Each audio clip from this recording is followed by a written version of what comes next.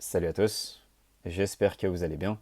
Le sujet que j'aimerais aborder aujourd'hui, c'est est-ce que le féminisme représente la femme? Est-ce que nous pouvons définir que le féminisme incarne les valeurs féminines? Et quelles sont les valeurs de ce féminisme? Voilà, c'est ça le sujet que je vais aborder aujourd'hui. Le féminisme est une idéologie quasiment gérée uniquement par des femmes, pour les femmes, et soutenue par des millions de femmes.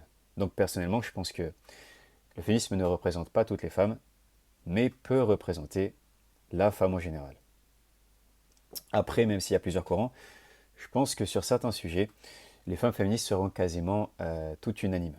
Donc, il y a un certain féminisme majoritaire, et c'est celui-là dont je vais parler aujourd'hui. Celui que nous pouvons qualifier de féminisme libéral. Celui qui a comme devise que le féminisme, c'est de laisser à la femme le choix de faire ce qu'elle veut. Voilà, qu'une femme doit être libérée de toute pression, de toute injonction. En gros, que toute aspiration et décision d'une femme doit être respectée. Après, bien évidemment, sans dépasser la légalité. Mais en quelque sorte, c'est une dynamique qui amène à ce que tout choix féminin doit être loué, doit être glorifié. Sinon, c'est de la misogynie. C'est donc du moi, je. Mais ça, eh bien, ça érige quoi comme mœurs? Pour ceux qui ne savent pas ce que c'est la notion de mœurs, en gros, c'est ce qui définit nos principes moraux. Voilà, notre rapport à la notion du bien et du mal, et le comportement que nous y consacrerons. Voilà, les mœurs d'une société, par exemple, c'est notre morale définie à travers nos comportements habituels en société.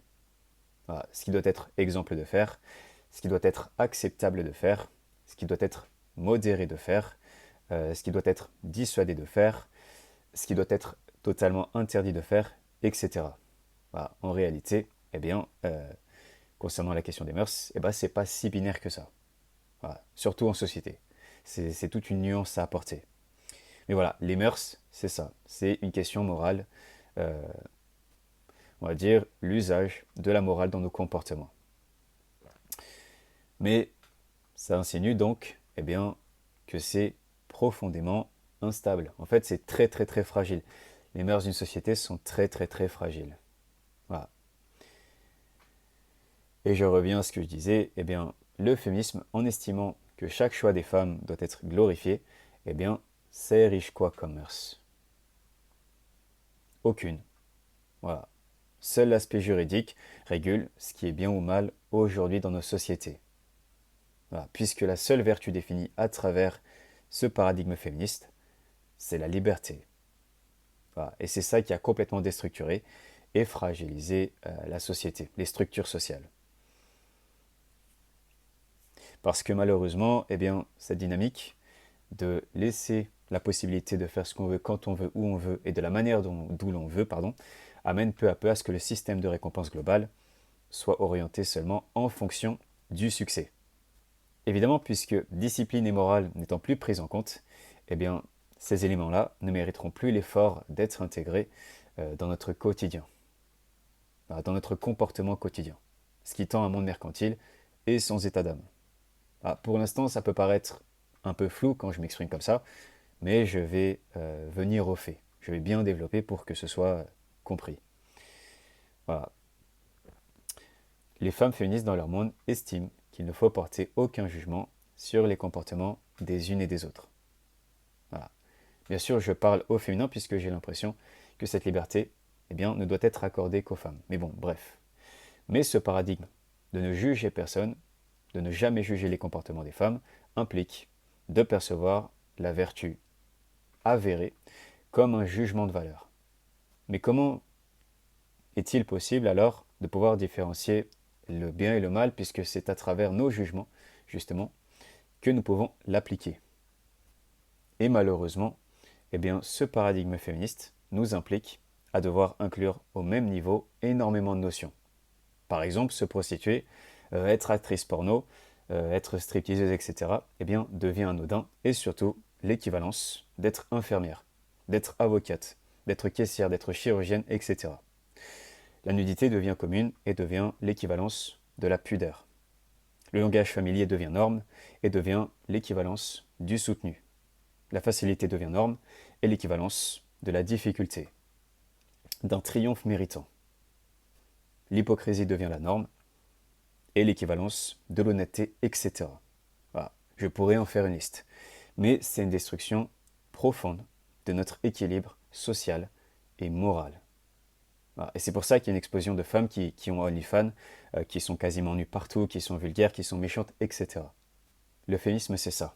C'est la lutte contre le monde traditionnel. C'est la lutte contre les valeurs des temps traditionnels, les valeurs qui étaient majoritairement, on va dire pendant un temps, chrétiennes. Et voilà, les valeurs chrétiennes se sont après insérées dans la tradition. Ce qu'il faut comprendre, c'est que le féminisme, par ses valeurs horribles, empêche la réémergence du principe d'accomplissement, de la droiture, de toute notion vertueuse. Parce qu'en réalité, eh bien, la vertu ne peut exister que si elle est reconnue. Parce que c'est par l'exemplarité qu'on en fait que son existence est définie. Dans ce moment, elle n'est pas reconnue, donc elle ne peut pas être encouragée, ni récompensée.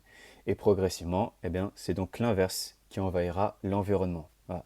Puis il n'y a pas si longtemps encore, socialement, c'était une norme d'enseigner la religion.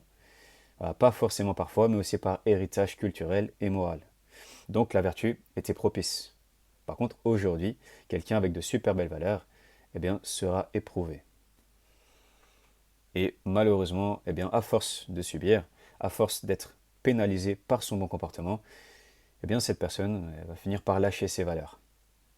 Avant, le cercle vertueux eh bien, était dans les sociétés, était en rotation dans la société, ce qui permettait que la vertu ne soit pas condamnée, que des personnes vertueuses puissent être dans des cercles vertueux, puissent être dans des environnements qui les complaisent et qui leur amènent à vouloir préserver et répandre cette vertu, chose qui n'est plus possible aujourd'hui. L'atmosphère environnementale de la société est enclin à ce que tu trahisses tes valeurs ou à ce que tu abaisses tes valeurs pour pouvoir, on va dire, la surmonter, pour pouvoir être en règle dans la société. Si la société prône des valeurs horribles, eh bien tu finiras généralement par devenir une personne horrible. Puisque l'être humain, en fait, a tendance à vachement... est un être un peu de mimétisme. Il a tendance à vachement s'aligner au comportement environnemental, au comportement général. Et ce que prône le féminisme fragilise énormément la cohésion sociale, mais vraiment profondément. Parce qu'en fait, le féminisme met la liberté individuelle au-dessus de tout et ne protège pas son environnement. Et la notion d'intérêt général et de contrat social eh bien, n'est pas prise en compte, ce qui nous dirigera inévitablement vers le déclin. Inévitablement. Et parce qu'en fait, ce que j'ai remarqué, c'est que dans la perception des féministes, il n'y a aucune notion d'anticipation et de lucidité. Voilà, elles ne sont pas anticipatives. Elles ne prennent pas en compte que la liberté individuelle des femmes peut agir sur la liberté individuelle des hommes. Et si les hommes subissent un préjudice trop élevé dû à une liberté excessive des femmes, eh bien je pense qu'ils rechercheront euh, à reprendre le pouvoir. Voilà, si l'un, dû au comportement de l'autre, ne peut pas faire ce qu'il veut, pour moi c'est inévitable. Et en plus, de plus en plus d'hommes aujourd'hui se rendent compte qu'il y a une grande partie des femmes qui ont tendance à contourner le principe de l'égalité. Voilà, je suis féministe, mais... Voilà, je suis féministe, mais... Ça veut dire que elles se laissent la possibilité de ne pas l'appliquer. Sauf que être féministe, c'est d'appliquer l'égalité dans tout type d'interaction. Voilà, c'est d'appliquer un partage équitable de manière infaillible, ce qui n'est absolument pas appliqué aujourd'hui. Voilà, beaucoup de femmes imposent que la femme soit l'égale de l'homme, mais par contre, quand c'est au tour de l'homme d'être l'égal de la femme, là, il y a beaucoup de femmes qui n'ont plus vraiment envie. Elles n'ont plus trop envie de respecter la règle. Surtout qu'une, c'est sur un cas précis, une autre, c'est sur un autre cas, et au final, eh bien, ça crée une accumulation de discrimination qui atteint les hommes aujourd'hui. Voilà, chose qui n'est évidemment pas acceptable et qui devrait être résolue depuis déjà un moment. Mais bon. Après, personnellement, ce qui se passe aujourd'hui, moi, ça ne me regarde pas. Voilà, je suis pas là pour que la société elle s'améliore ou quoi que ce soit. Voilà, le futur des hommes ou des femmes ne me regarde pas. Moi, je parle de la situation des hommes pour que ce soit reconnu individuellement auprès des hommes et que ça puisse être utile. Mais en quelque sorte, bah, j'ai pas d'attente de résultat. Ça veut dire, si le monde est ce qu'il est, bah, le monde sera ce qu'il sera en fait. Moi, je n'ai pas d'attente de résultat. Si il y a des résultats, de bons résultats, tant mieux. Mais l'initiative de ma part n'est pas que la société s'améliore ou je ne sais quoi. Voilà, c'est individuellement pour les hommes. Puis de toute façon, je pense que pour moi, c'est trop tard. Voilà. Je crois que j'ai peut-être un peu trop dévié parce que à l'origine, j'abordais la morale du mouvement féministe. Voilà, et cette potentialité que ce soit l'incarnation réelle des valeurs profondes des femmes. Moi, ce qui m'a le plus frappé, c'est une sorte de détachement, voire d'absence que détiennent les femmes, et principalement surtout les féministes, envers ce qui représente des facteurs de noblesse. Voilà. Parce que nous, les hommes, eh bien, nous sommes attachés à ce qui caractérise la vertu. Alors que, bah, aujourd'hui, les femmes, en quelque sorte, elles n'ont aucune sensibilité à la perte de tout ce qui représente cette beauté d'action, si je puis dire. Voilà, c'est-à-dire qu'elles prônent constamment l'individualisme à outrance. Voilà, par exemple, la normalisation de la prostitution, de la nudité, de la hookup culture, euh, du consumérisme sexuel, de la vulgarité comportementale, verbale, etc.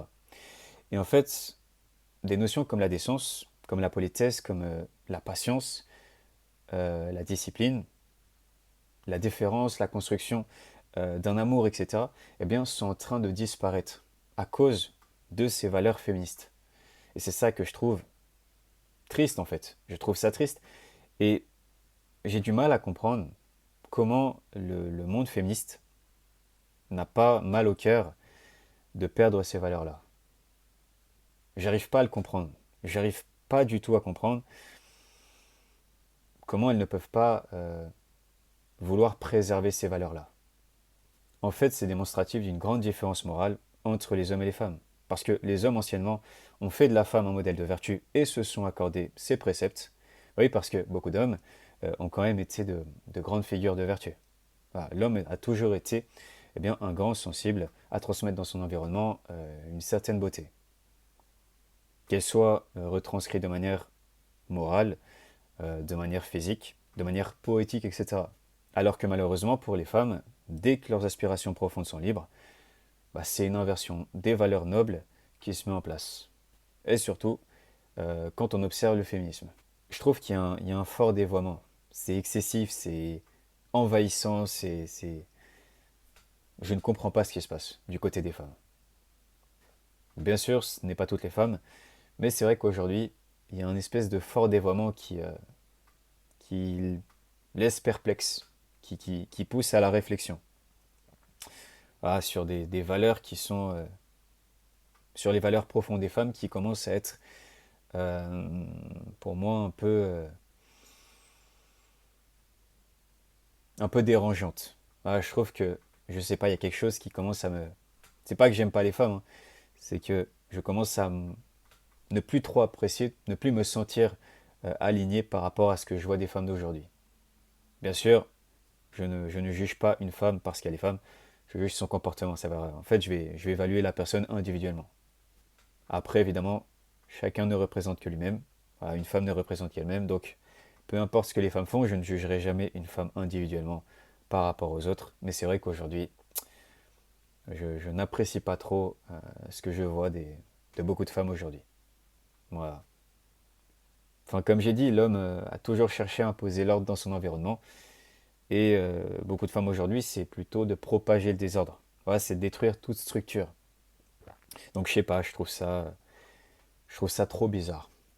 Elles veulent vraiment détruire tout ce que l'homme a créé, tout ce qui représente pour l'homme quelque chose de noble. Bah, elles font l'inverse. Elles essayent de détruire toutes ces valeurs, elles essayent de déconstruire. Enfin, c'est vraiment, il y a un côté profondément destructeur chez beaucoup de femmes. Et surtout, j'ai l'impression que c'est surtout dans tout ce qui incarne le féminisme. Tout ce qui représente, tout ce qui ressort du féminisme. Donc aujourd'hui, voilà, je trouve ça vachement problématique et qui pousse à un questionnement. D'ailleurs, l'inversion des valeurs, c'est une aspiration qui est satanique. Bien sûr, ça fait partie des valeurs lucifériennes. Ah, moi après, je suis agnostique, hein, et peu complotiste. Mais le féminisme me projette quelque chose de vraiment sombre. Et il me semble que, peu à peu, eh bien, cette idéologie est en train de nous diriger vers la porte où se trouve la boîte de Pandore, en quelque sorte. Et est-ce que le féminisme représente vraiment la femme? Ça, je l'espère pas. Je ne l'espère vraiment pas. Je vais m'arrêter là et je ferai sûrement une deuxième partie à l'avenir parce que j'ai pas dit un quart de ce que je pourrais dire, mais je vais pas faire un format trop long. En tout cas, merci d'avoir écouté, prenez soin de vous et à très bientôt.